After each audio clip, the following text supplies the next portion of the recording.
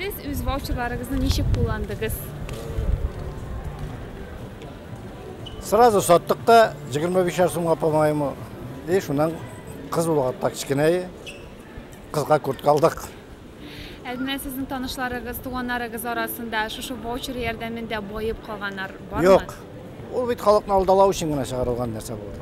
Минемчә кәш вот алмаз холдинг менә нәрсәгә шуңа куябыз. Вот менә без акчала башыбыз, дивиденд ала башыбыз. Биттәләрне кышыл килеш. Зато чиновниклар байып калды. Безнең акциялар гына бар. Әмне siz ул акцияларны, voucherларны ничек итеп кулландыгыз?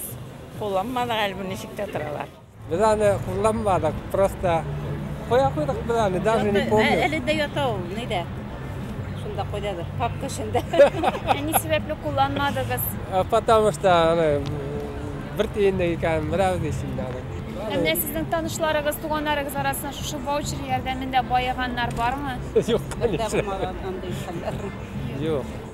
Как же это я забыла, ваучерның оештыручысы.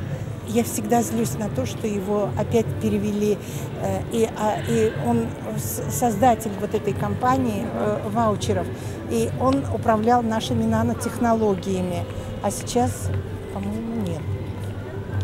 Но ваучеры – это сущий обман наших бывших советских людей.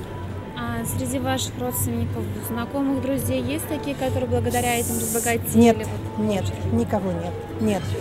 Просто это богатели, знаете, вот мои знакомые, есть люди знакомые среди моих даже учениц, есть такие, которые собирали эти ваучеры у людей за маленькие деньги, то есть на них тогда можно было купить бутылку водки, а водка тогда ценилась.